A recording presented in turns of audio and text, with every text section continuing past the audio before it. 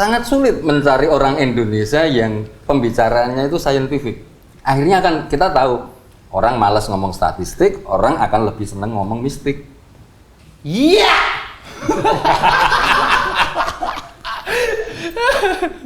Selamat datang Mas Bagus Sumartono atau disebut juga Mas Bacot di Top Cinema. Akhirnya aku sangat penasaran sih Mas ini. Pertanyaan pertama adalah katanya nih Mas Bacot ini duta persahabatan film Jogja sepertinya ya.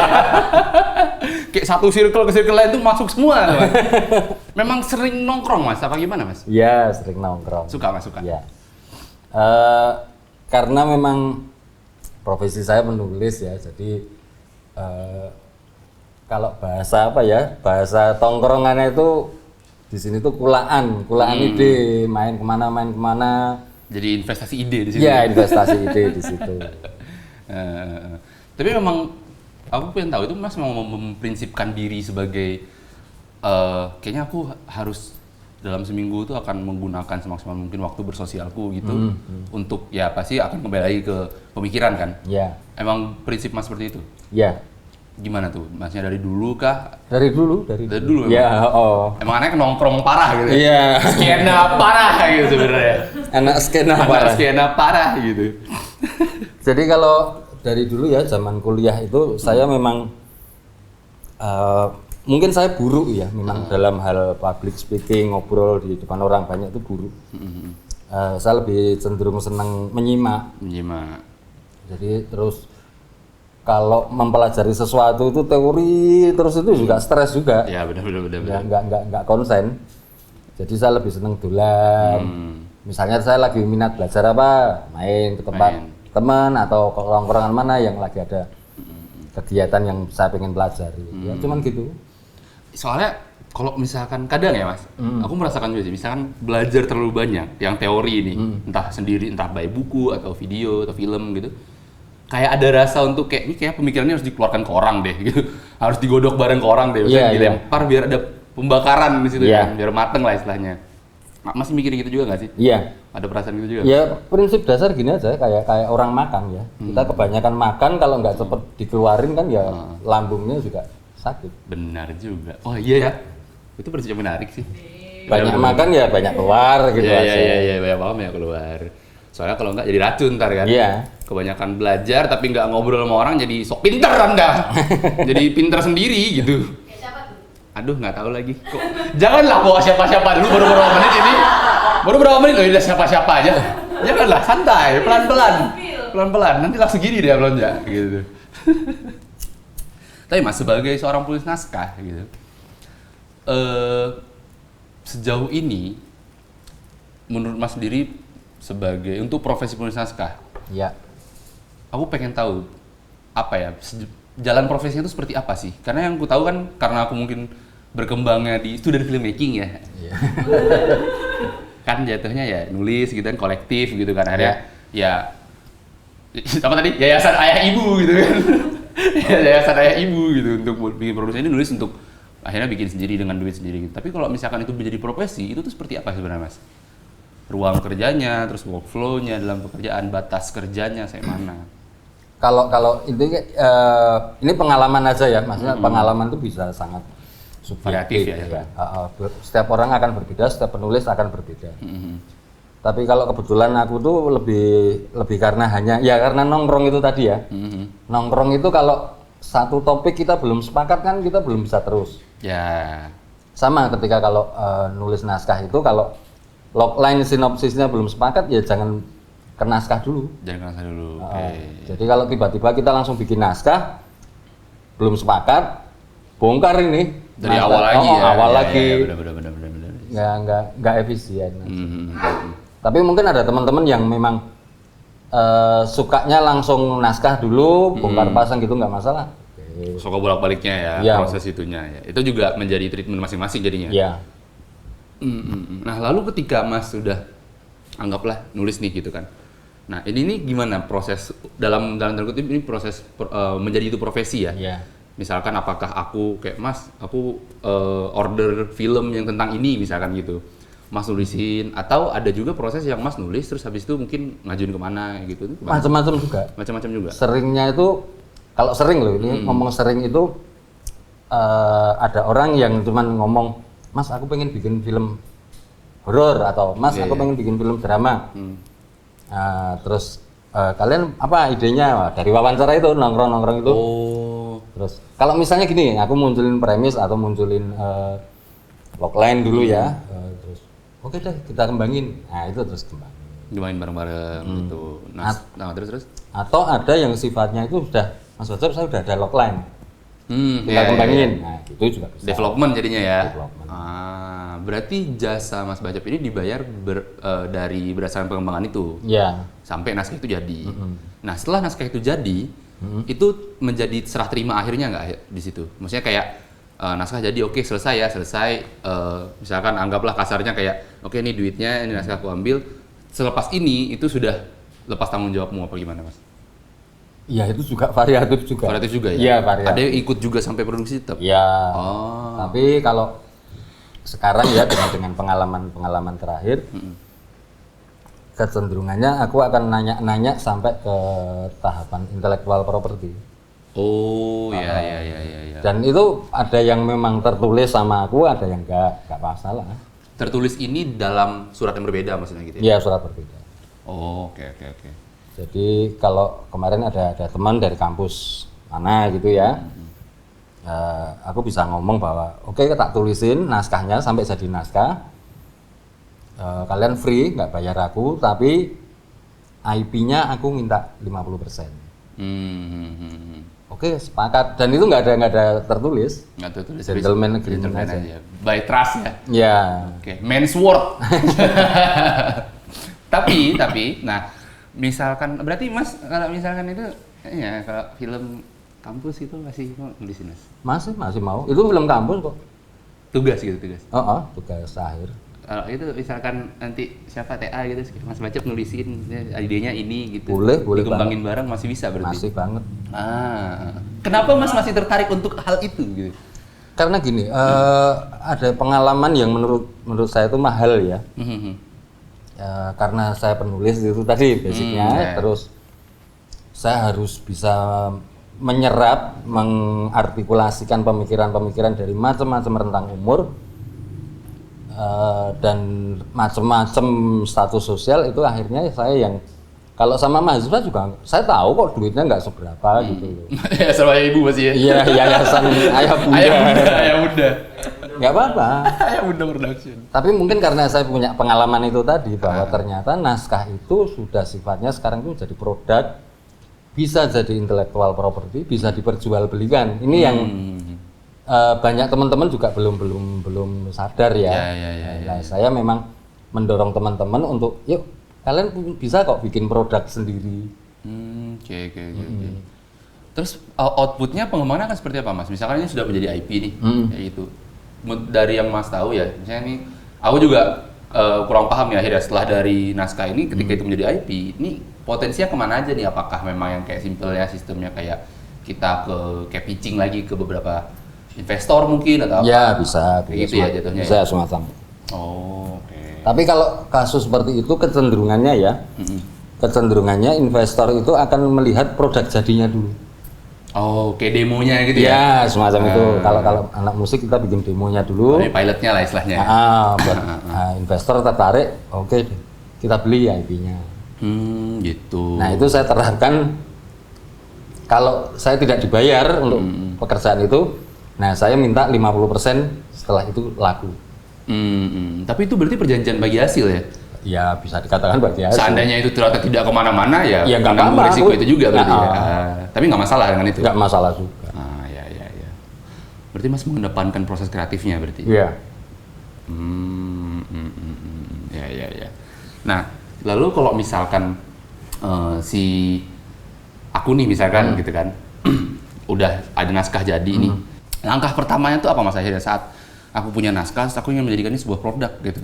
Yang paling menurut Mas ya paling tepat nih awalnya ngapain dulu sih gitu.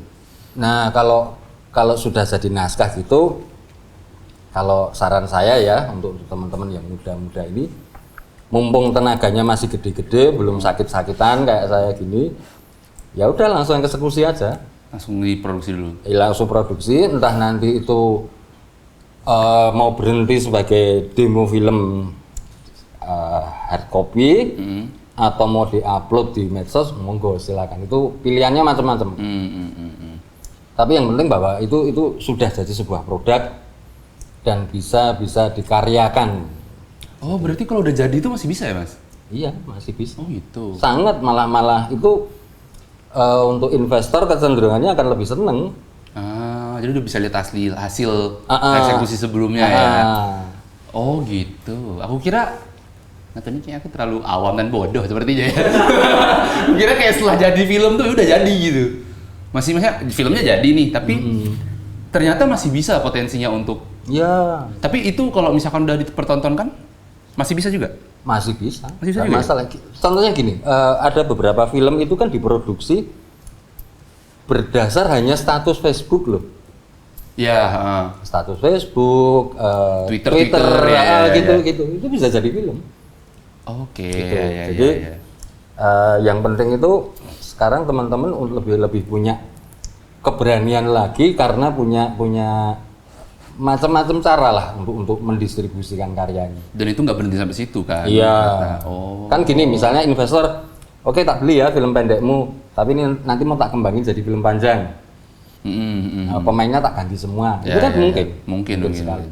Ya, tapi di saat itu ya kondisinya dealnya seperti apa ya udah ikut dari situ kan, bagaimana janjinya kan. Betul. Ada kemungkinan berarti misalkan ini sudah dibeli, ya udah kita masih dapat keuntungan nggak Mas kalau kayak gitu? Apa cuma masih bisa.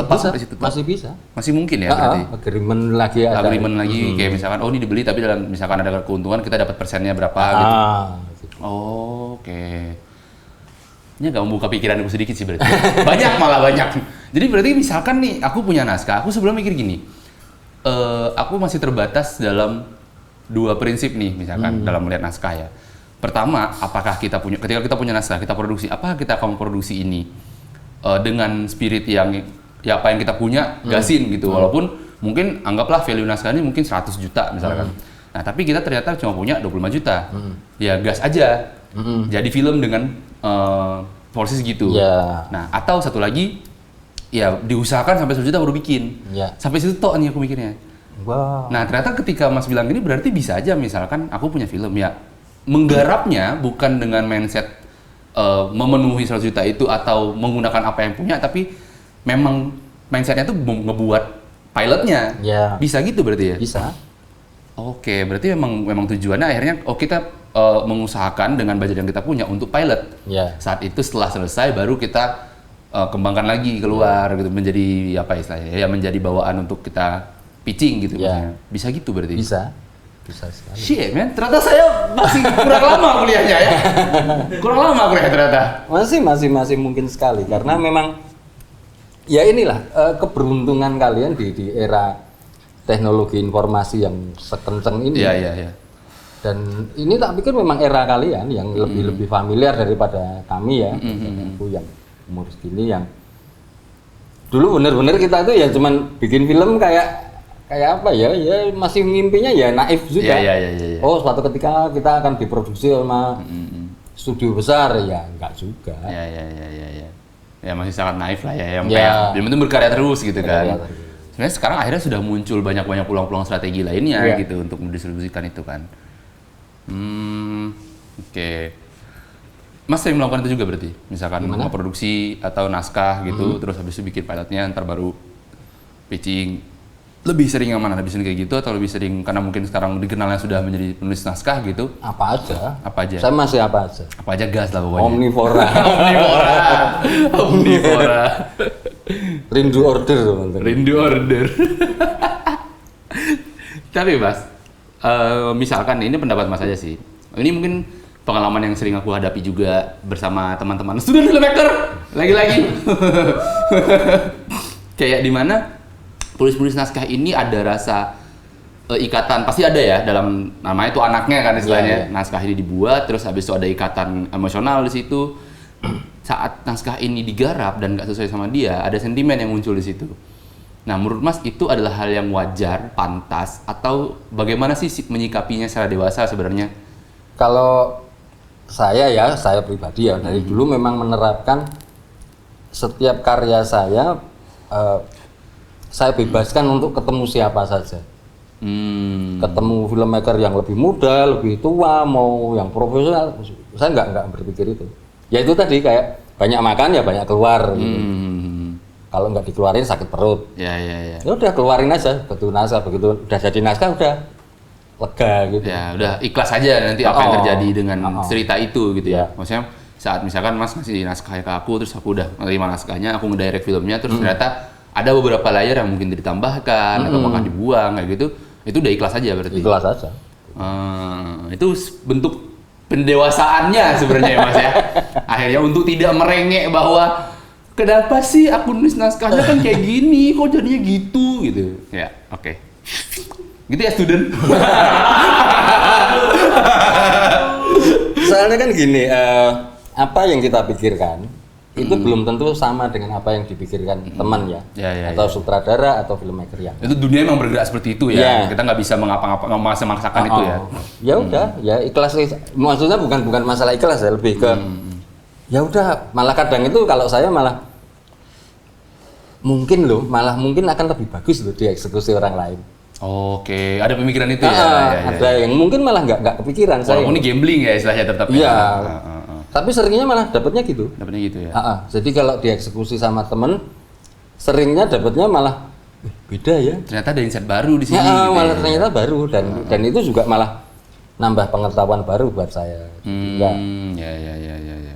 Nah, kita masih bicara naskah nih Mas. Menurut Mas perlu nggak sih untuk mengetahui teori-teori menulis, yang teori menulis naskah ya? Iya. Teori penulisan untuk membuat naskah yang bagus, dalam tanda kutip bagus, sesuai dengan dapat dinikmati lah dan dapat me-reach out penontonnya untuk secara emosi dan ceritanya itu perlu nggak tuh tahu teori itu, atau bisa aja dengan tontonan dan referensi yang banyak itu akan muncul secara taste gitu? Dua-duanya itu bisa. Dua-duanya mungkin ya. Jadi kalau saya sendiri juga nggak menggunakan pendekatan teori yang ketat juga. Bisa suka-suka saya aja. Misalnya ada yang karya saya yang belum selesai ini malah. Itu film saya itu cuman kumpulan monolog. Cuman kumpulan monolog orang-orang, tapi sebenarnya orang-orang itu data. Oke, data yang sudah dikumpulkan selama ini gitu. Iya. Berarti itu real faktual gitu yang dari apa yang Mas lihat. Atau ya kenyataannya kan kayak gitu. Seperti itu. Ya, kita semua ini yang bukan elit global kan. Iya, elit global. Tetap akan dinilai sebagai data. Ya. Kita itu tidak akan pernah dinilai sebagai manusia seutuhnya gitu. Tapi tetap kita itu dinilai sebagai data. Ya udah. Seluruh perilaku kita ya itu akan menjadi sebuah data gitu. Iya. Ya. Nah, terus apakah Mas juga tipikal yang kayak kadang misalkan aku kan misalnya nulis naskah juga Mas. Terus kadang aku terpusingkan sendiri dengan teori-teorinya gitu kan. Mikirin kayak sesimpel mikirin misalkan plot-plotnya nih, kapan naiknya, dramatiknya lah ya. Dan mikirin dramatiknya naiknya kapan, itu kadang memusingkanku sendiri. Akhirnya aku kayak basic logikku aja gitu. Iya, betul. Kayak ini logikanya. Sepertinya di sini aku akan merasa senang melihat karakter itu seperti ini gitu. Iya. Itu bisa aja berjalan berarti. Bisa. Nggak harus tahu teori ya berarti ya. Enggak. Lebih kayak pengalaman hidup sehari-hari aja. Kita ini saya kasih contoh ya, misalnya di satu kumpulan terus kita minum minuman keras nih. Kita akan tahu kok dramatiknya. Kapan dia mulai?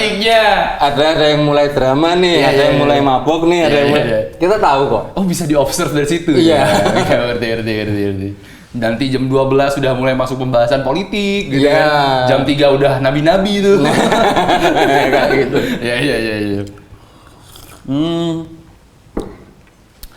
Oh, berarti misalkan kayak gitu, dari Mas ini akhirnya apa yang menentukan sebuah naskah nih? Maksudnya dari seorang kreatornya ya, yang menentukan kalau hasilnya dia akan berkembang lebih bagus jika dia melakukan hal-hal ini, itu apa menentukannya? Apakah dengan tontonan yang banyak, baca buku yang banyak, atau itu campur aja semua? Campur semua. Berarti pengalaman hidup yang menentukan itu? Iya. Malah itu pengalaman hidupnya ya. Saya barusan ngulang lagi baca Dunia Sophie kan, terus saya lagi tertarik dengan René Descartes itu. bahwa René Descartes itu membebaskan dirinya dari filsafat-filsafat sebelumnya dalam rangka dia menyusun filsafatnya sendiri. Ya, oke. Ya memang beresiko. Beresiko, iya. Dan itu worst aja gitu berarti ya. Dapat berhasil aja sebenarnya kan. Itu makanya saya memang lebih seneng kumpul dengan banyak tongkrongan macam-macam. Akhirnya jadi banyak data kan. Dalam rangka saya menyusun data saya sendiri. Dikolek terus habis itu dijadiin pemikiran baru ya. Nah, dari naskah kan aku sering juga misalkan melihat naskah-naskah yang istilahnya tuh tidak formal secara penulisan dan strukturnya gitu, nggak sebagaimana yang kita tahu. Misalkan ada X1, X2, X3 nggak gitu kan. Kadang lempeng aja nih Mas. Ya kayak tadi misalkan Mas bilang mau lagi nulis tentang yang monolog aja nih. Nah, secara awam mungkin dari luar secara sekilas aku lihat misalkan kita menganalisa dramatiknya kok nggak kelihatan ya gitu loh. Nggak sejelas itu, nggak sejelas misalkan kita lihat dongeng yang gimana, itu kan jelas nih kapan dia berubahnya, kapan ininya. Nah, menentukan value-nya cerita itu akhirnya dari mana kalau Mas? Apakah apa sih yang dilihat gitu akhirnya? Kalau ini tuh kayaknya bakal menarik dan bakal laku istilahnya atau kayak bakal bisa kok membawa sebuah makna kepada pembacanya atau penontonnya gitu. Ya kalau menurut saya ya semua ide itu bagus. Ada prinsipnya ya. Ada prinsipnya. Bagus, tinggal kita yakin nggak sih dengan ide kita? Terkadang itu kan kita nggak yakin dengan ide kita.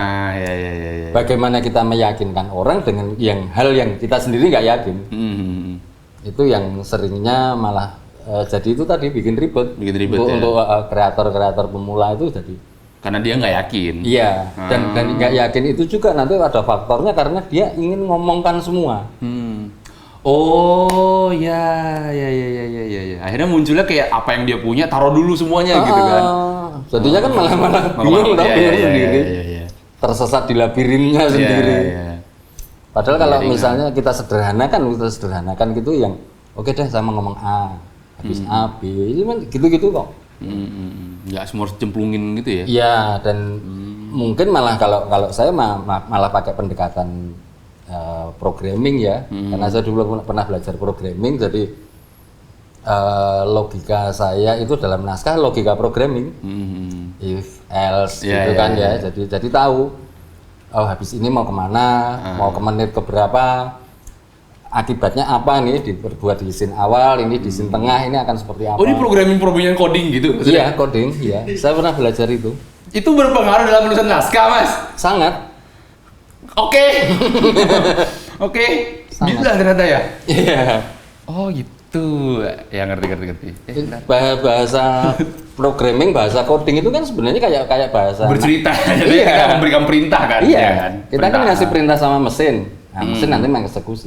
Dan dia akan memberikan, kalau kita kasih sebabnya ini, akibatnya ini gitu. Iya. Oh iya, masuk akal ya. Sama kan kayak kalau kita pakai AI kan juga gitu. Kita ngisi di prompt-nya apa, akan keluarnya seperti apa. Sama kok. Ya. Nah tadi Mas bilang kan Mas punya prinsip kalau semua ide itu bagus ya. Nah tapi apakah kalau gitu, apakah tetap dari pandangan Mas ini tetap ada yang namanya bad writing? Wah itu juga agak sulit ya. Karena kalau saya ngomong wah naskah ini jelek ya nggak juga gitu. Mungkin lebih gini, ya itu tadi kan mungkin yang dimaksud dengan buruk itu akhirnya ketika mau ngomong apa itu nggak kesampaian. Poinnya itu dulu kan berarti. Ya, misalnya kita mau cerita tentang sayur lodeh, ya udah sayur lodeh itu terdiri dari jipang, terdiri dari kacang panjang, santan, nggak ada. Gitu aja. Sesederhana itu. Ya. Jadi iya sih. Aku mikirnya juga ketika melihat, tapi kadang ya Mas, apa mungkin aku yang memang masih bocil aja, jadi kayak gak terlalu sering gampang menjudgmental gitu kan. Kadang aku ngelihat misalnya tulisan-tulisan student ya itu kayak sayang aja gitu. Aku melihat misalkan, oh ini idenya bagus banget nih, tapi kenapa dalam tulisannya membuat ide itu jadi tidak menjadi malah menurun gitu loh. Rasa ketertarikanku dari awal ketika melihat misalkan, oh dia bagus nih secara ide gitu kan. Pas ku baca naskahnya terus kayak kok kurang ya jadinya. Nah itu juga ada nggak dalam pandangan Mas ketika membaca sebuah naskah? Ada. Faktornya apa Mas kira-kira? Pertama ya, ini juga pengamatan saya ya ke teman-teman entah pro entah pemula gitu ya.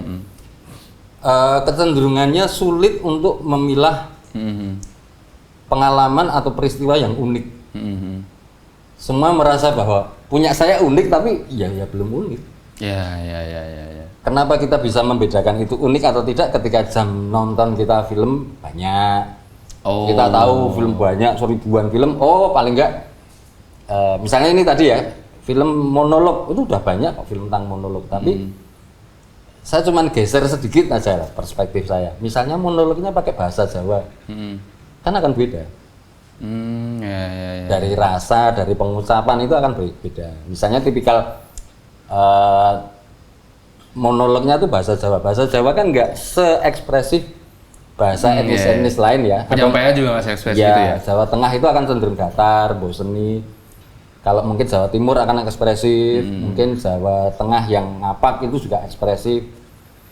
Itu sudah jadi tantangan tersendiri. Mengolah itu bagaimana akhirnya?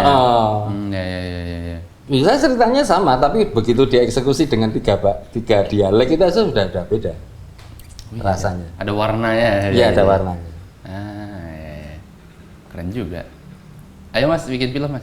Ayo, fiksi yuk. Bisa yuk. Ayo. ya itu tadi saya untuk ngakali budget produksi, ngakali talent yang nanti kalau berpasangan itu nanti akan makan waktu untuk readingnya, maka saya desain naskah saya itu isinya monolog. Saya ngumpulin banyak talent, cuma saya kasih naskah nih, kamu monolog ini, kamu monolog ini. Nah nanti di editing saya tata itu. Kayak gini dokumenter ya jadi. Kayak dokumenter, tapi enggak dokumenter. Ya, semua membacakan apa yang sudah di skrip, tapi membuat itu menjadi struktur cerita yang oke gitu. Akhirnya prosesnya di situ ya. Menyambungkan satu sama lain ya. Iya. Menarik. Aku udah ide kayak gini Mas dulu Mas. Ini sharing aja ya. Boleh gak sih? Boleh ya? Iya. Iya. Abis ini saya kasih kok itu. Sorry ya. Jadi gini Mas. Aku punya ide. Karena mungkin aku banyak berangkat, aku banyak bergulutnya di dunia post production ya. Akhirnya aku merasa apalagi dalam editing itu juga sangat erat hubungannya dengan pembentukan struktur cerita, gitu kan. Bagaimana menyusun ulang ini ceritanya biar work seperti apa, gitu. Nah, aku sempat pikir apakah mungkin untuk membuat sebuah pemutaran, tapi itu bersifat interaksi kepada penontonnya. Gitu. Jadi misalkan kita yang dinilai di sini, yang di interaksi yang muncul dari para penonton itu lebih ke aku punya banyak footage. Nah, terus penonton datang itu memilih footage-nya, yang mana yang mereka suka. Mungkin ada yang dialognya, ada yang cuma visualnya doang gitu. Nah, footage pilihan ini tuh akan menjadi bahan untuk editannya nanti. Iya, bisa. Dan setiap pemutaran memiliki film yang berbeda kan akhirnya. Betul. Nah, itu berarti juga mungkin untuk dilakukan. Mungkin sekali. Dan itu terobosan, itu bagus, itu keren itu. Menarik ya? Iya. Eksekusi lah. Nah, eksekusinya ini emang biasanya tuh ngomong doang emang. Biasanya ngomong doang emang. Ya itu. Oke, kita lanjut ke pertanyaan aku. Sepakat nggak bahwa good story akan mendapatkan hasil yang bagus? Good story berarti hasil yang bagus yang juga dalam tanda kutip mendapatkan penonton yang banyak gitu. Sepakat nggak itu Mas? Sepakat. Cerita yang bagus akan menghasilkan film yang bagus pasti kan, dan akan mendapatkan penjualan yang bagus juga. Ya, terkadang itu tadi kita nanti malah jadi apa ya, mau bercerita tapi kita sibuk bersolek.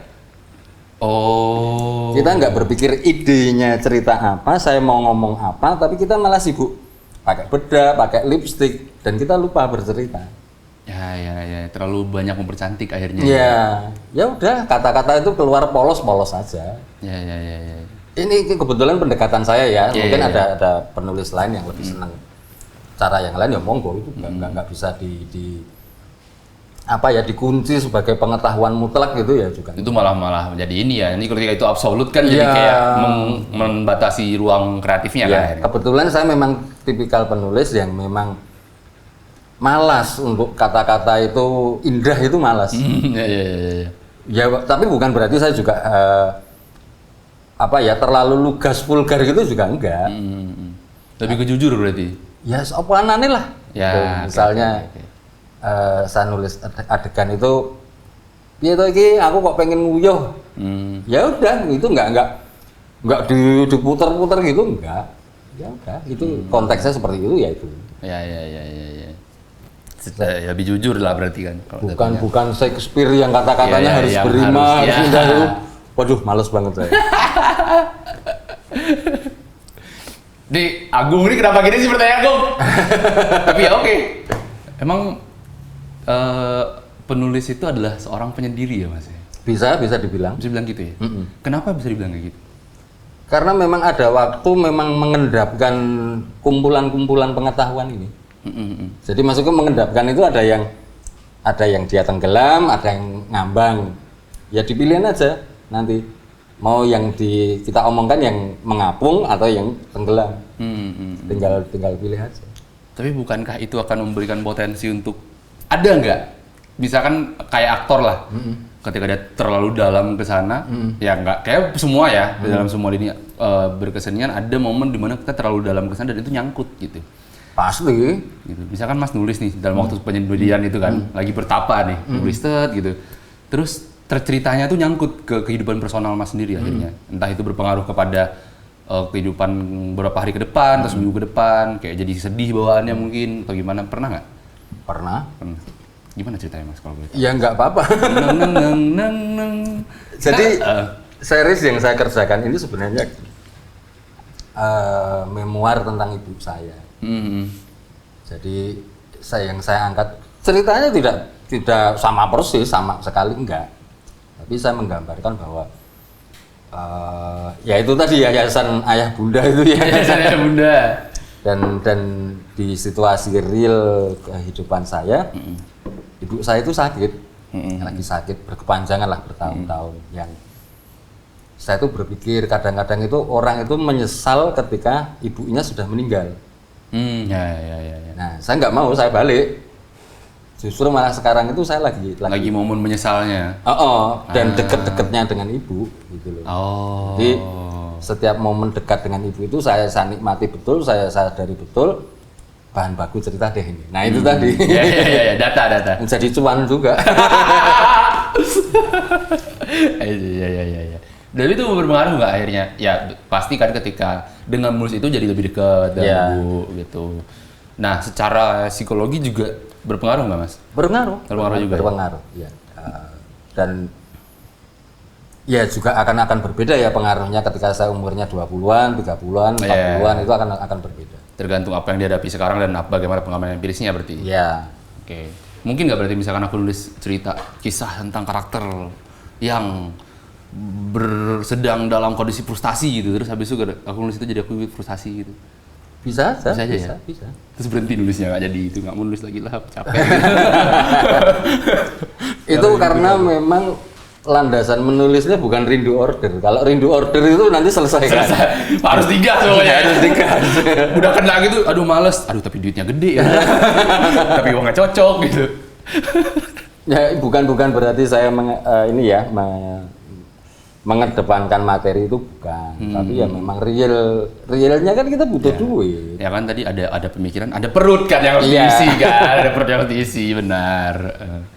Oh, bagi rokoknya ya? Boleh Mas, wah ini Surya 12 nih menarik banget. Kalau misalkan ada posternya di sini juga boleh banget gitu. Surya 12 tuh boleh banget gitu loh. Ya kaleng gitu. Kaleng langsung 3 kita pasang di sini boleh banget gitu. Gede kok spotnya.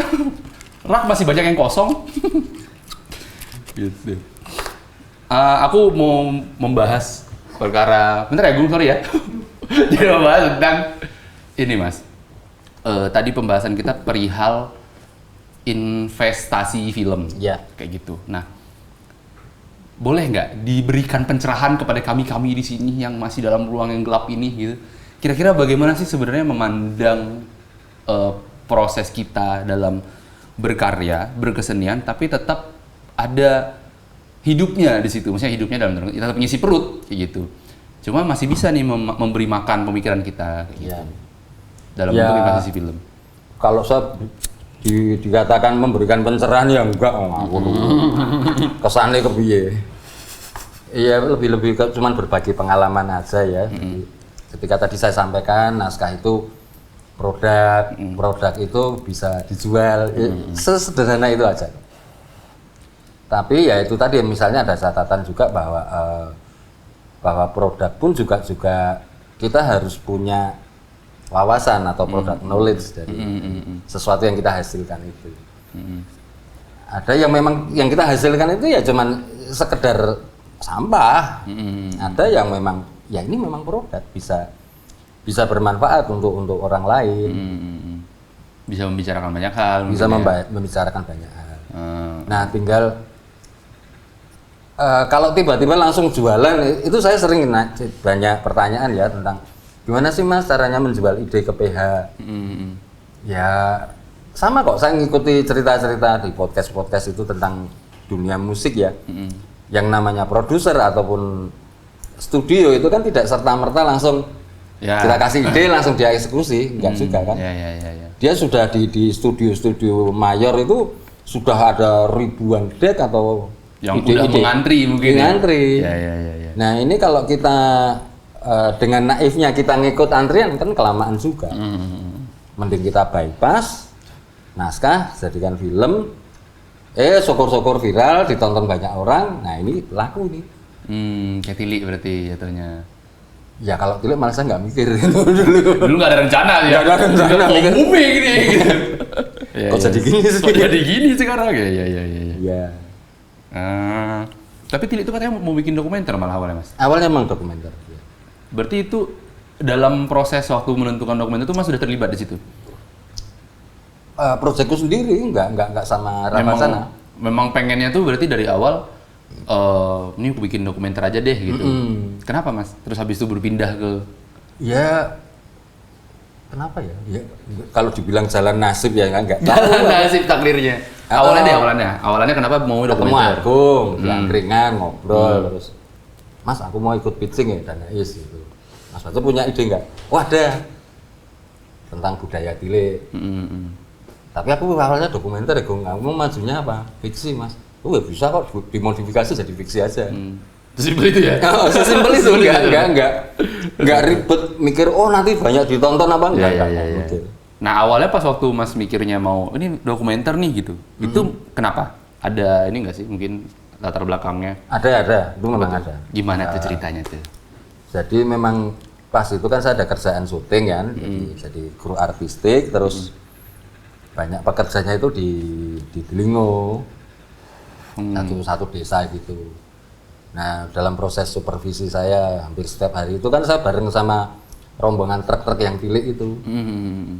Nah itu saya benar-benar mikir itu, maksudnya benar-benar mikir kok mereka mau ya dalam setiap hari itu melakukan hal-hal berisiko tinggi loh itu. Naik turun, curam gitu, naik truk. Safety-nya nggak ada itu kan. Itu benar-benar menggelitik perasaan saya. Jadi kalau saya itu ini bahasa sok spiritual. Kok saya itu jadi orang nggak pernah bersyukur loh. Hidup saya jauh lebih enak kok. Saya masih ngeluh gitu. Nah karena saya penasaran sih apa sih yang mendorong ibu-ibu ini. Nah itu akhirnya kan saya pengen bikin dokumenter. Pengen mengungkap kenapa sih mereka itu mau melakukan hal-hal berisiko tinggi seperti itu. Ya kalau kita ngomong secara materi, itu bukan materi. Tapi, nah ini sok meneh, sok filsafat meneh. Ya, Mas jadi quotes nanti. Bahwa manusia itu memang semua manusia loh, itu nggak peduli di desa, di kota, orang pintar, orang goblok, orang baik, orang jahat, pasti mendambakan makna dalam hidupnya.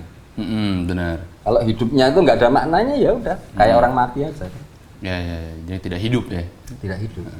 Nah justru itu yang menurut saya itu yang mahal dari proses berkesenian saya itu bukan duit yang saya dapatkan, tapi saya jadi tahu ya ada makna hidup dari orang-orang seperti ini. Ada ya makna hidup dari orang seperti ini. Walaupun tidak menjalani hidup seperti mereka, dengan melihat itu atau ngobrol, jadi punya mendapatkan makna yang mereka dapatkan juga gitu ya. Nah, perkara menurut Mas nih, kan kita ngomongin makna kan Mas. Terus habis itu dalam setiap film yang ditonton pasti ada maknanya dong, pasti kan. Pasti ada, entah setebal apa maknanya atau setipis apapun itu, kalau dilihat lagi mungkin ada pasti kan. Nah, menurut Mas, apakah Mas juga dalam tontonannya itu kayak ngelihat film ini memilah-milih tontonan berdasarkan makna yang ada dalam situ, atau nonton aja dulu? Nonton aja dulu. Nontonnya dulu. Kayak termasuk film horor, Avengers gitu-gitu. Juga. Nonton aja, menikmati aja. Nikmatin aja. Sama nonton bokep gitu aja. Ada maknanya tuh Mas? Ada. Banyak maknanya itu. Itu pembelajaran. Sex education itu. Saya belajar banyak dari sana. Tanpa harus melakukan. Gitu. Nah, aku pengen tahu pandangan Mas aja sih sebenarnya. Masnya melihat, karena kan kadang filmmaker warrior ini kan melihat sebuah film gitu, kayak Avenger tuh bocil gitu. Horor mah ngibur doang gitu.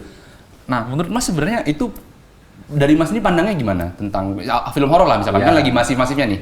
Film horor lagi. Apakah itu hanya karena masifnya karena ya Pak penjualannya, bisnisnya, atau Mas bisa dapat pandangan lain di mana sebenarnya ada maknanya dalam horor-horor ini gitu? Pasti ada. Apa tuh contohnya Mas? Pasti ada ya. Ini lapisannya banyak ya, walaupun itu misalnya gini, itu kalau misalnya ini nggak ada statistik ketat ya, tapi bisa dipastikan bahwa mayoritas orang Indonesia itu suka dengan hal-hal mistik. Benar juga ya. Mistik, klinik, udah gitu aja. Jadi sangat sulit mencari orang Indonesia yang pembicaraannya itu scientific. Iya benar. Lebih ke pembicaraan itu. Misalnya aja data, ngomongkan data itu, saya pernah, ini punya pengalaman ya. Saya ngumpul itu dengan orang musik, lulusan sekolah musik, sekolah bahasa atau apa, dan mereka membicarakan statistik COVID. Terus saya tanya, kalian dulu pas tugas akhir ada statistik nggak? Nggak ada. Berarti cuma saya loh yang berhak ngomong statistik, karena saya ekonomi. Iya. Dan setiap hari, setiap dulu di kuliah di ekonomi itu kita tahu cara membaca grafik itu seperti apa, standar error seperti apa. Tapi di pilpres ini aja, ini bukan saya ngomong politiknya ya. Tapi orang itu sudah demikian enak itu ngomong, wah ini pasti paslon nomor sekian suaranya 40% misalnya. 40% dari mana? Surveinya berapa? Berapa jumlah penduduk Indonesia? Sampling errornya seberapa? Cara mengetahui sampling errornya seperti apa? Itu banyak orang nggak tahu. Tapi sok-sokan bisa statistik. Nah ini kan jadi kesannya berbeda ya. Tapi akhirnya akan kita tahu orang malas ngomong statistik, orang akan lebih senang ngomong mistik.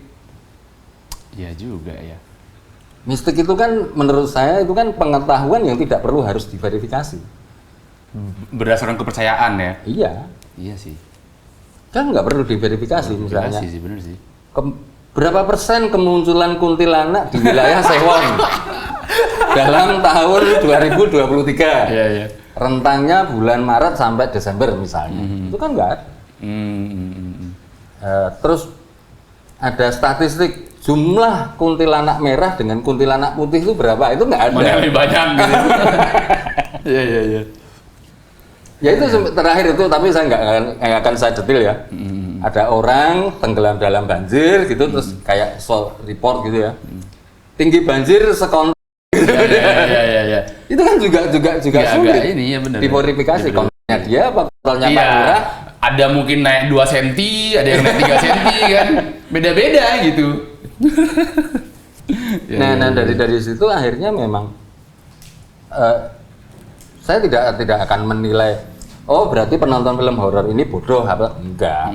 Bukan seperti itu, tapi fakta yang terlihat itu bahwa penonton lebih suka hal-hal yang mistik daripada statistik gitu. Ya. Seleranya lebih banyak di sana kan akhirnya. Iya sih, kayak kita masih sangat sering dengan tahyul itu. Tiba-tiba lagi nongkrong tuh, ada tuh di sana satu tuh gede. Iya. Matanya merah. Jangan berisik. Kenapa? Nanti dia marah. Siapa yang marah? Saya nggak bisa melihat itu. Tapi ada gitu kan. Akhirnya dari kepercayaan berangkatnya kan kayak gitu. Dan itu diperkuat lagi misalnya dengan dia indigo loh. Lah itu yang aduh ya indigo silakan indigo. Silakan ya, benar. Tapi ini kan ya itu kan akhirnya akan berbeda ya, ini agak menyimpang lagi. Saya kalau ngomong random sih. Gak apa-apa Mas, saya suka yang menyimpang-menyimpang ini. Kita ngomong nggak terlihat, itu sesuatu yang tidak terlihat, hantu. Seorang Oppenheimer melihat sesuatu yang tidak terlihat itu pengen membelah. Oh iya juga ya. Atom dibelah. Atom kan nggak kelihatan, ini atom ini di mana nggak ada. Iya. Tapi Oppenheimer itu berpikir bahwa saya bisa membelah atom. Beda kan? Iya juga ya, sama-sama nggak kelihatan ya. Iya, sama-sama nggak kelihatan. Tapi kita memilih untuk wah ini kuntilanak merah, wah ini kuntilanak hijau. Astaga.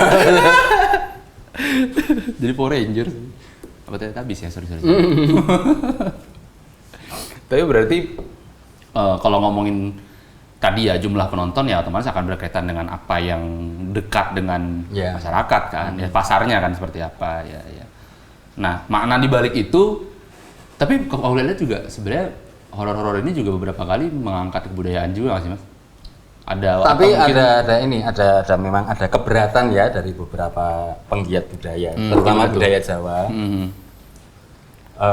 Kaitannya kok budaya Jawa harus terkait dengan mistik terus sih gitu. Dan arahnya ke ketakutan, horor gitu ya, yang mencekam gitu kan. Bahkan saya pernah nonton itu konten TikTok gitu, ada ibu-ibu nakut-nakutin anaknya itu muterin ini lagu Lingsir Wengi. Cuma bad parenting. Gitu yang aduh kok kayak gitu ya, tapi ya mau gimana lagi. Padahal Lingsir Wengi itu bukan lagu untuk horor sebenarnya. Bukan. Berarti ada, maksudnya, ya pasti otomatis akan memunculkan kontradiksi ya di situ ya, dengan membawa horor ini. Menurut Mas itu hal yang bagus atau enggak sih sebenarnya? Wah baik buruk itu juga relatif ya. Kompas moral. Relatif, sulit juga. Ya. Nanti dibilang buruk, ya diangkat sama orang kan, jadi viral nanti. Ya. Saya pernah nonton film horor dan memang saya malah tertariknya bukan karena special effect, bukan karena ketakutannya. Judulnya Mama, saya lupa sutradaranya siapa, film Hollywood lah. Tapi itu cerita tentang hantu yang mengadopsi bayi manusia. Dan hantu itu akhirnya akan rebutan dengan manusia untuk hak asuhnya si anak ini. Oh, tapi jadinya kayak dihantuin kan? Iya. Padahal itu ada seakan-akan itu dia menaruh ikatan emosional antara hantu dengan anak manusia ini. Oh, seru juga. Dan itu tagline-nya juga menarik kok. Kalau nggak salah itu apa ya? Sebentar, tak ingat-ingat. Mama, judulnya Mama. Mama ya kurang lebih kasih ibu sepanjang jalan lah gitu. Tapi serem gambarnya, tangan hantu begitu lagi megangin anak kecil.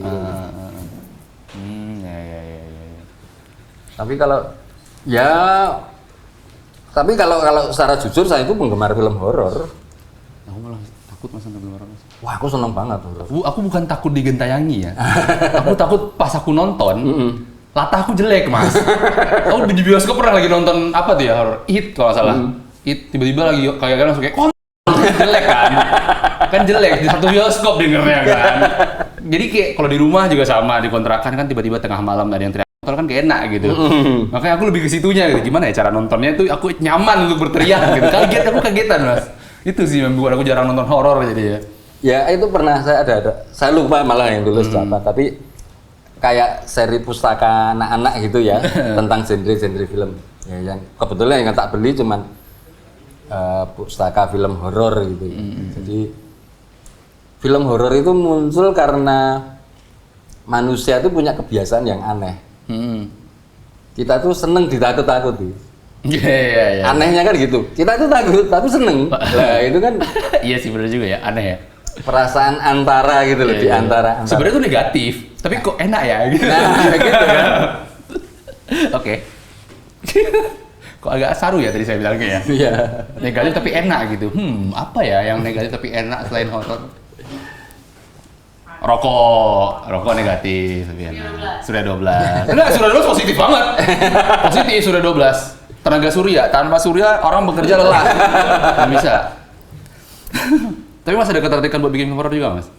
Pengen sekali. Pengen. apakah Mas menentukan, ini kembali dikit ya, maksudnya dalam menulis tuh nentuin nggak genre-genrenya yang disuka apa, kayak horor ini salah satu pilihan yang kayaknya pengen bikin deh. Gitu. Ini cuman selera ya. Selera. Kebetulan kalau taste-nya aja. aku nonton film horor itu ya karena sesuatu yang ganjil di film horor. Tapi yang kedua itu, kalau menurut pengamatanku film horor itu malah film yang jujur. Kenapa? Ekspresinya itu kalau misalnya ketakutan itu kalau dibuat-buat akan kelihatan. Iya benar sih. Kalau apa ya harus senatural mungkin kan. Kagetnya kaget beneran. Oh. Iya juga ya, kalau misalkan syuting film horor tapi hantunya nggak serem gimana ya? Nah itu. Wow, takut gitu. Kurang lagi. Kurang lagi, sorry ya guys. Jadi gitu Mas, aku belakangan ini sedang mencoba lucu tapi nggak pernah lucu lagi Mas. Nggak tahu kenapa, hidup jadi nggak lucu lagi. Mending nonton horor apa ya aku belakangan ini ya? Nakutin orang ya. Nakutin orang. Nah, dalam pemilihan genre tadi, misalkan Mas nulis gitu kan selera kan pasti ya.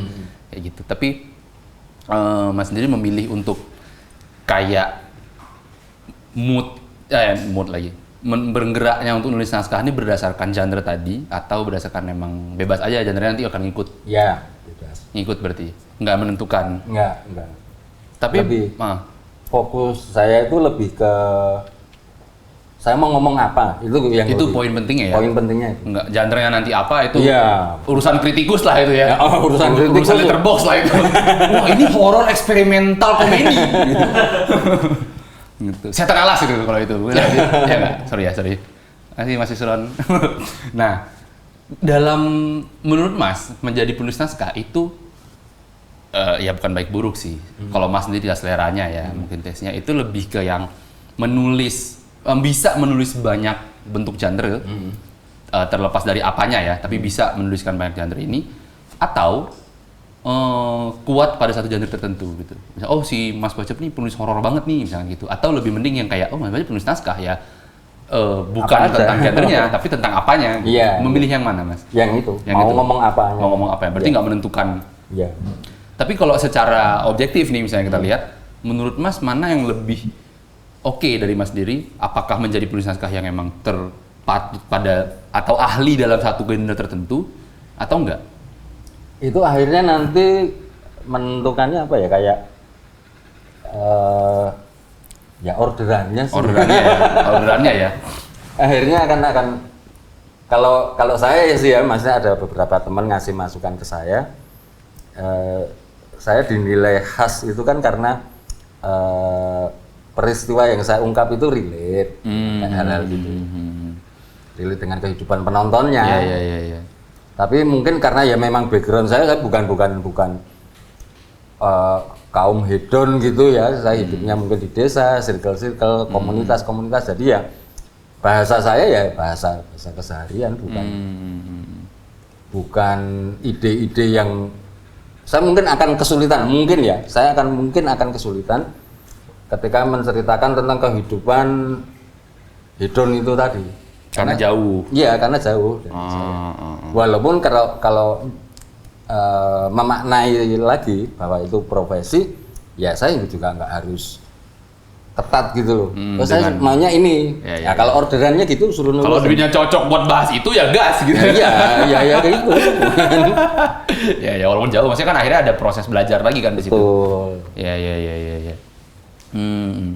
Nah, kalau dari pandangan orang Mas, gitu, misalkan Mas Bacep adalah seorang penulis ini, itu pandangan Mas gimana tentang label orang-orang kepada karakter setiap penulis naskah? Iya boleh aja. Boleh aja. Boleh aja. Soalnya kan mungkin tanpa disadari penulisnya juga ya munculnya. Iya. Bebas aja. Terus kalau dari hasil tulisan ini, berangkatnya Mas dulu dari tontonan seperti apa sih dulunya? Pas kecil. Di bridgingnya gila. Pas kecil. Mulus di bridgingnya nih. Di tahun 80-an ya, itu saya mengalami era itu, ya karena memang orang tua saya nggak mampu ya beli video player gitu. Jadi saya numpang di teman-teman yang punya. Ke tetangga-tetangga. Tetangga, teman sekolah. Iya. Itu lagi kenceng-kencengnya invasi Jepang itu. Di tahun 80-an. Iya. Yang bisa saya ingat itu Gaban. Lion Man, Google Voltus kayak gitu.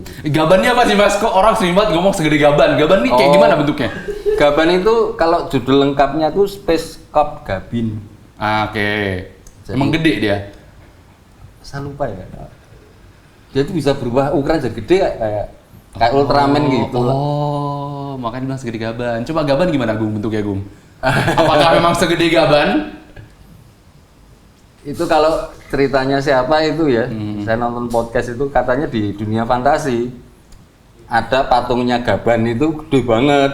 Nah, terus jadi buat orang-orang Jakarta pada saat itu segede gaban. Segede gaban gitu ya. Ini mah Ultraman nggak sih? Beda ya? Beda. Ya bener ini gaban. Oh di gaban. Segede gaban. Oke, segede gaban. Tapi berarti itu mempengaruhi nggak Mas tontonan-tontonan waktu itu masih banyak-banyaknya Jepang ya berarti ya? Kamen Rider termasuk Kamen Rider juga? Ya, gitu? Itu. Tapi saya nggak tahu kenapa ya. Memang saya seneng macem-macem. Bosen aja nonton gaban terus gitu, bosen. Berarti emang Mas lebih suka yang kayak variasi yang banyak kan? Nggak terpatok pada kayak Jepang, pokoknya Jepang gitu. Wibu parah. Enggak. Belum sorry. Ya. Tapi apa akhirnya Mas yang menjadi menurut Mas sendiri ya saat kita nonton banyak tanpa memilah-milih gitu ya? Maksudnya kan berarti Mas tipikal yang kayak nonton aja dulu gitu. Yang penting ada judul ini nonton tanpa berpikir lagi kayak mungkin.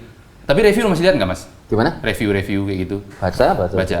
Itu menentukan nonton atau enggak? Atau baca aja? Terkadang membantu, terkadang ya memang cuek aja. Maksudnya walaupun kayak tiba-tiba dia ngomong ini 3,5 dari 12 misalnya gitu. Enggak, bukan berarti nggak nonton akhirnya kan? Iya. Tetap nonton. Ya mungkin rating 1 pun tak tonton. Ya. Kenapa sih bisa 1 gitu ya? Ternyata banyak adegan telanjangnya. Iya nggak bokep ini bukan film ini. Tapi itu dengan tontonan seperti itu, Mas merasa ada pengaruh nggak sih dari akhirnya cara melihat sebuah cerita atau cara membuat sebuah ceritanya Mas? Iya. Dampak besarnya di gimana Mas? Apakah mungkin dari fleksibilitas Mas tadi yang kayak jadinya kalau misalkan orang-orang apa aja ya saya bisa karena udah pernah melihat itu yang tempat lain gitu. Jadi kayak ada nggak buta banget lah. Ya, artinya itu tadi yang saya omongkan di awal ya. Semakin banyak yang kita tonton, kita akan semakin mudah untuk menentukan satu ide yang unik. Karena banyak referensinya. Iya, banyak referensinya. Yang ini udah bahas, yang ini udah bahas. Oh, yang ini belum ada nih. Tinggal kita ambil. Akhirnya nggak terjadi momen di mana ini ide baru gitu. Besoknya lihat Instagram, lah kok sama idenya ya? Nah, itu. Ya. Makin banyak nonton, akhirnya makin tahu kira-kira mana yang beda ya. Iya. Tapi juga bukan asal beda ya. Iya, bukan asal beda. Tetap perlu modifikasi supaya ya nggak terlihat banget lah. Nyolong idenya itu jangan banget lah. Iya. Nyolong idenya nggak kelihatan banget lah ya. Kalau dari segi batasan menulisnya Mas, kayak apakah Mas sendiri menaruh sebuah batas tentang kayak kevulgarannya atau apanya? Maksudnya batasan dalam menulis. Karena aku lihat mungkin ada pembicaraan yang seakan kayak mengkotakkan kalau nulis tuh gini gitu. Misalkan dari teksnya aja deh misalkan. Kalau nulis tuh jangan pakai bahasa yang kayak gini, gunakan bahasa yang kayak gini aja gitu. Enggak. Atau itu bebas aja kalau menurut Mas? Bebas aja. Walaupun misalkan aku nulis naskah nih dengan bahasa yang memang sangat personal misalkan. Gitu, aku merasa misalkan kayak karakter ini merasa sangat tertimpa tangga, udah jatuh tertimpa tangga gitu. Itu nggak masalah? Nggak masalah. Nggak masalah ya? Tapi yang membedakan kan gini, terkadang itu kita sibuk dengan kosmetik, tapi kita lupa bahwa kita tuh mau ngomong apa. Itu yang pertama, poin pertama. Poin keduanya, kita tuh lupa bahwa naskah ini akan dibaca oleh kru, oleh banyak orang juga. Supaya jangan multi tafsir gimana. Cuman itu aja, bukan batasan yang. Tidak, sebenarnya bukan kata-katanya yang pakem, tapi mindsetnya tadi ya, kalau ini tuh bakal dibaca banyak orang. Kalau misalkan yang ngerti cuma Anda sendiri, gitu, kan sulit ya. Masa harus bikin workshop ke semua orang nih, saya yang ini maksudnya kayak gini ya guys, subteksnya ini gitu. Berarti agar dapat dipahami lebih mudah. Itu makanya tadi pakai analogi bahasa programming. Oh iya ding. Bahasa programming kan maksudnya universal yang dipahami oleh mesin. Iya, lebih jelas ya. Kalau kita pakai bahasa HTML ya itu otomatis sudah untuk kebutuhan internet. Ya. Kalau kita misalnya bahasanya C atau C++ itu untuk kita bikin aplikasi atau software. Semacam bahasanya mau PHP, mau ASP, mau apa silakan. Banyak bahasa. Banyak bahasa ya. Tapi akhirnya tetap pada akhirnya kan memberikan sebuah goal sendiri kan. Ya. Ya. Bahasa-bahasa kayak yang puitis pun tidak masalah selama itu bisa dipahami ya. Selama masih bisa dipahami oleh orang banyak ya, misalnya. Orang banyak ya. Kita asumsinya kalau misalnya syuting sendiri, pakai kamera sendiri, ngedit sendiri ya terserah. Tapi kalau misalnya, oh saya ini mau bikin sama 5 orang, kan nggak mungkin satu naskah ini akhirnya kita jadi beda tafsirannya. Iya, tafsiran kan? ya. Tapi itu malah jadi ini nggak sih Mas? Mungkin nggak untuk malah menjadi untuk kayak oh ini jadi ruang diskusi yang besar juga nih jadinya. Misalkan kayak ini multi tafsir nih kan. Aku nangkepnya apa, Mas Bacem nangkepnya apa, terus habis siapa nangkepnya apa. Ini director, terus DP-nya, artnya misalkan beda-beda nih penangkapannya. Terus itu jadi ruang diskusi nih. Arahnya memang kayak gitu. Itu mungkin nggak? Mungkin sekali. Kita membuat sebuah hal yang memang kita semua punya perspektif. Ya. Terus digabungin nih di sini. Banyak contohnya. Banyak kayak gitu ya. Nah, dan nggak masalah juga kayak gitu berarti. Kayak apa film monster gitu kan. Itu kan cerita perspektif, banyak. Nanti malam saya nonton, nanti malam. Swear ini nonton ya. Oh, belum nonton dia ya. Mas ini udah berapa episode dari pertama kali ini. Dari pertama kali yang set baru ini sampai sekarang Mas orang bahas monster terus saya nggak. Tapi aku juga ditanyain sama Agung itu, Mas udah nonton monster belum? Udah nonton. Gimana Mas? Tapi jangan spill ke aku belum nonton. Iya. Oke, nggak tak spill. Terus pendapat Mas Bacem gimana? Ya menurutku kalau dia ngomong film Jepang dan bercerita tentang macam-macam perspektif ya jadi nggak seger. Karena sudah ada pendahulunya. Iya. Kurosawa bikin Rashomon. Nah, Rashomon itu dari novel Ryonosuke Akutagawa. Jadi kalau saya tentunya gitu ya, misalnya saya lagi pengen ngulik Kurosawa lah, sampai ke penulis favoritnya Kurosawa tak cari bukunya, tak pelajari orangnya juga. Oh ternyata seleranya Kurosawa kayak gini. Ya. Karya-karyanya gitu. Ya. Tapi monster bagus nggak Mas? Bagus tapi nggak seger gitu. Nggak seger ya. Karena udah ada sebenarnya. Apa mungkin yang membuat orang-orang sekarang mereview banyak itu karena secara format atau mungkin secara penceritaannya mungkin tidak seger, tapi apakah isunya yang dibahas mungkin yang dekat? Bisa jadi. Yang kayak makasih udah speak up gitu. Soalnya aku lihat orang-orang gitu kan. Kayak ini relate banget gitu, kayak makasih udah speak up gitu loh. Kesannya kayak gitu loh. Kayak akhirnya ada film yang ngomongin ini gitu. Iya. Kayak gitu ya mungkin ya. Ya, tapi terkadang gini, ini pendapat saya pribadi, sangat pribadi yang terkadang kita menuliskan sesuatu hal itu yang memang kembali lagi ke kosmetik. Saya bikin karya ini supaya saya terlihat pintar loh. Seri. Ada niatan-niatan yang geser gitu. Iya. Kita mau bikin film ya udah bikin film aja. Ditonton siapa monggo sih. Tapi kan enggak, kadang-kadang kita tuh akhirnya orang-orang goblok nonton dong film saya gitu. Iya, biar bisa ngeliat saya kayak gini gitu. Itu loh yang orang-orang goblok. Tapi kalau buat saya ya enggak apa-apa gitu, terserah. Perbedaan prinsip lah jadinya. Ya, oke. Kebetulan saya lebih senang nulis bahwa memang ya yang ini saya rasakan dengan orang banyak. Ya, itu yang ditulis gitu kan. Iya. Tanpa memoles-moles menjadi lebih di sugar coating lah istilahnya ya, dicantikin gitu. Atau aku misalnya pengen, karena aku nulis ini karena aku pengen jadi orang yang kelihatan pinter, intelek. Nulis cerita tentang perempuan biar dianggap pejuang feminis juga gitu. Enggak juga. Enggak ya. Ya misalnya itu tadi ya. Itu contoh yang ini ya. Aku nulis tentang perempuan lebih karena itu memoirku terhadap ibuku. Ya, ada hubungan yang lain gitu, bukan perkara kayak ini nulis perempuan nih berarti dia berpihak ke sini. Enggak. Nggak ada gitu-gitu kan. Enggak ada. Iya.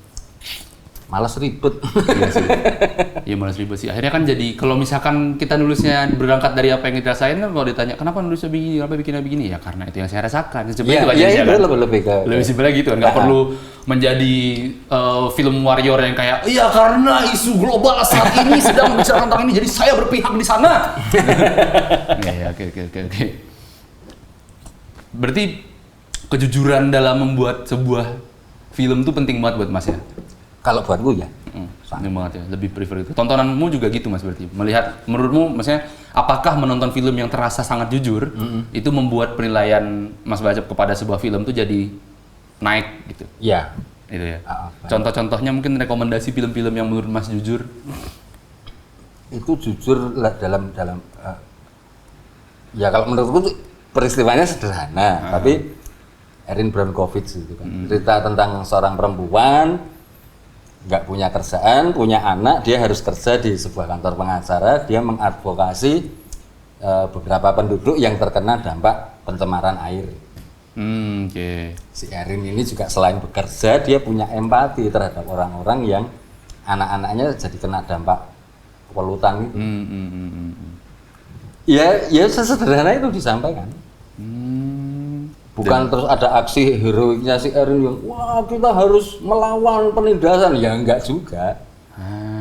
Erin itu cuma diceritakan bahwa dia lebih ke aku punya anak loh, kamu juga punya anak, kamu pengen anakmu sehat, aku juga pengen anakku sehat, ya cuman kayak gitu.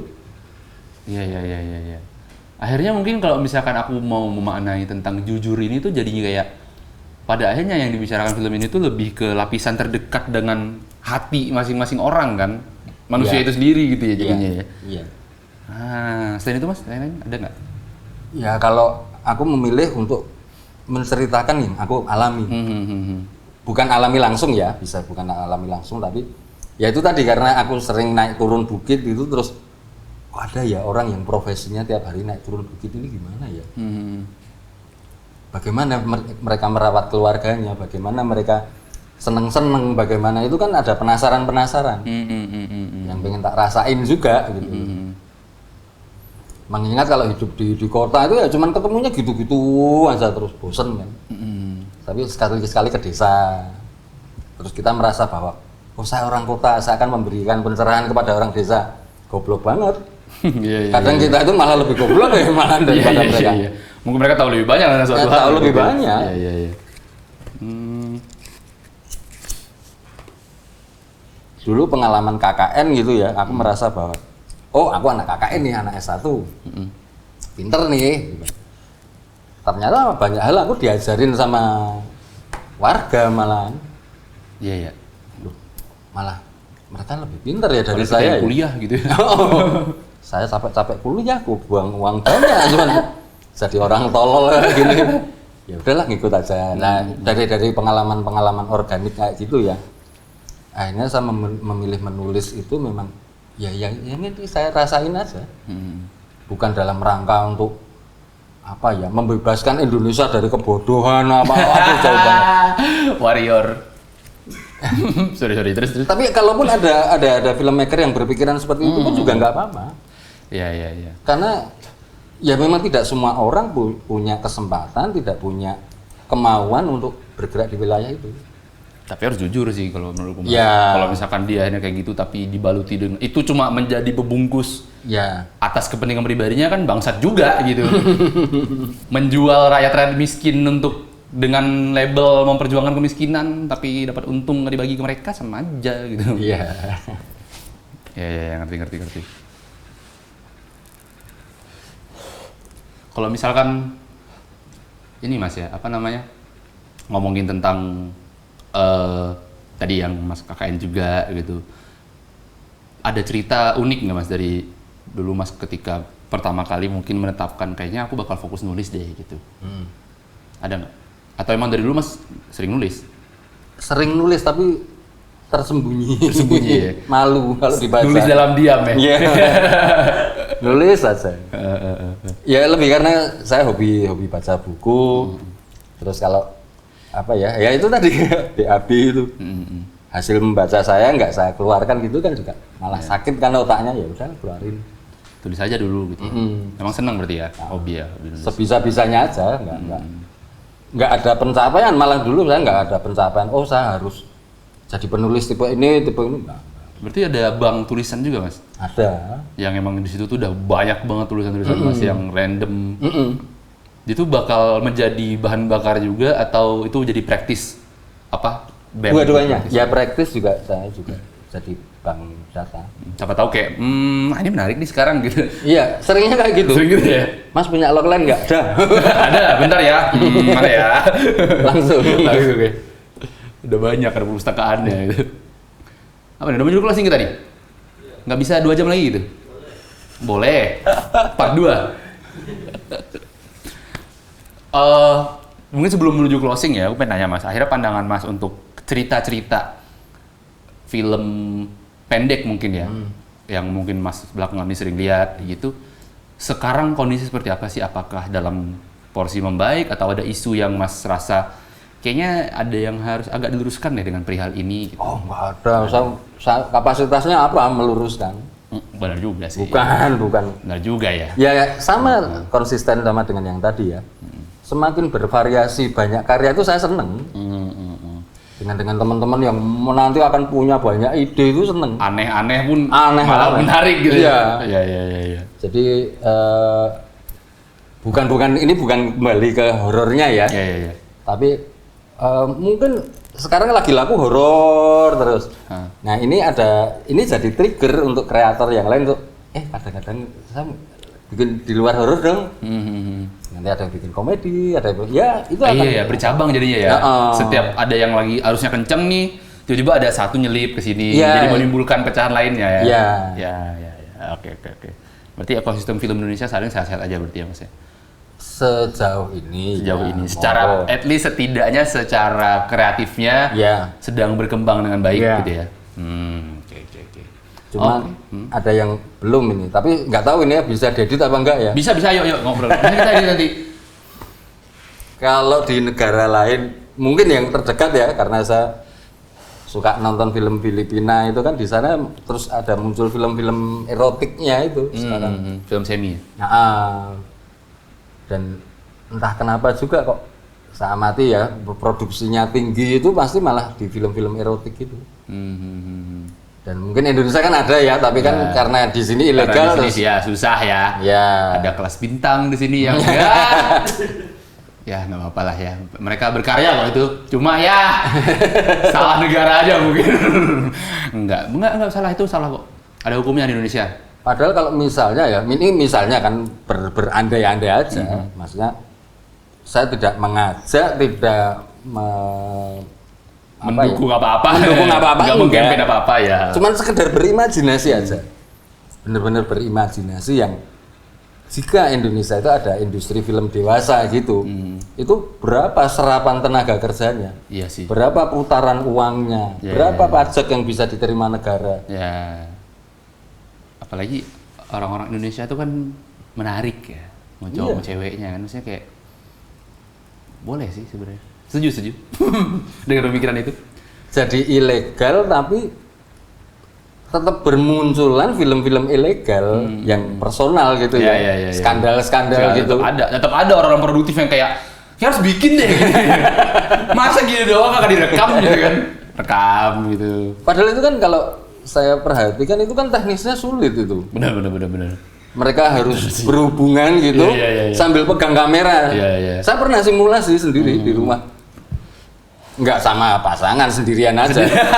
Kok sulit ya rasanya ya? Kayak harus ada 2 konsentrasi yang dibagi ya. Bener. Kayaknya enggak deh, kayaknya saya nggak berbakat deh untuk jadi filmmaker ini ya gitu. Jadi, tapi saya tetap meliarkan ide memang.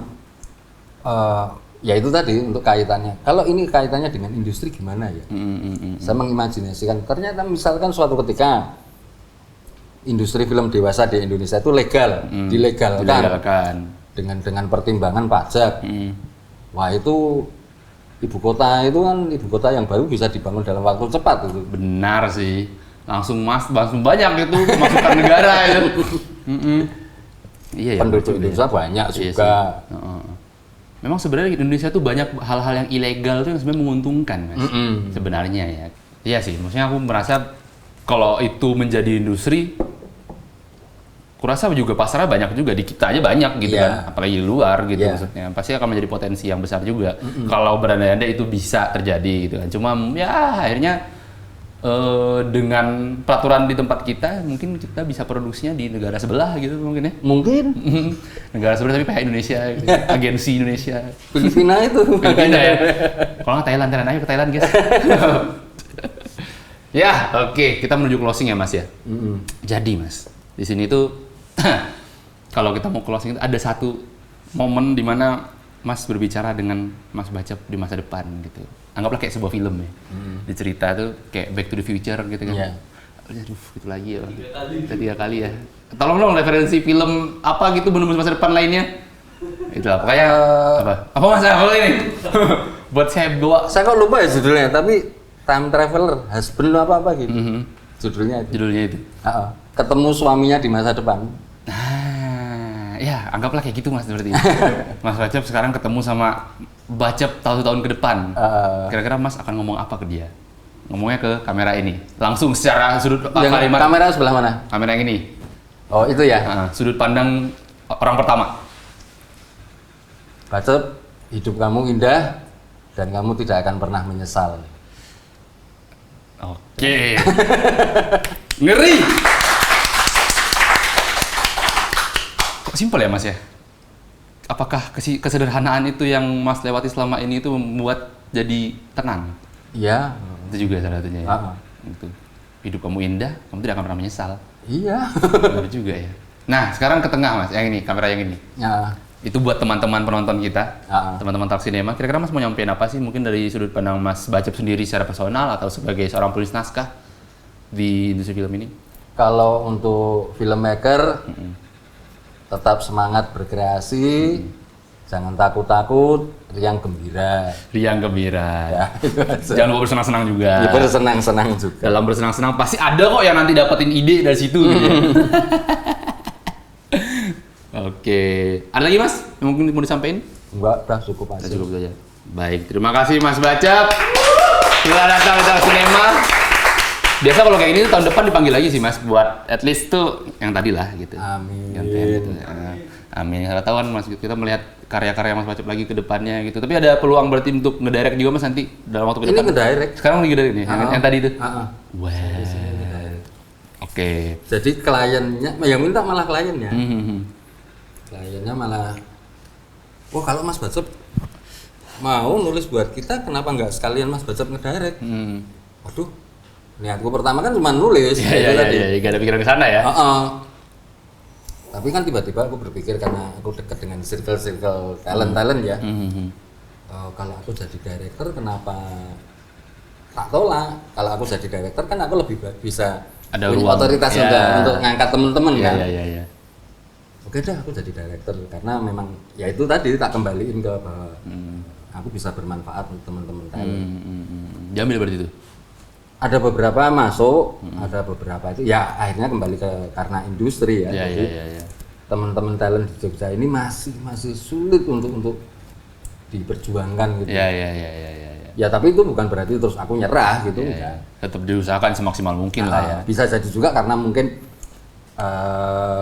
klien belum percaya ya. Kalau klien udah percaya, udah deh terserah Mas Bacep pemainnya. Nah, itu kan lebih enak lagi. Lebih besar rasanya powernya ya.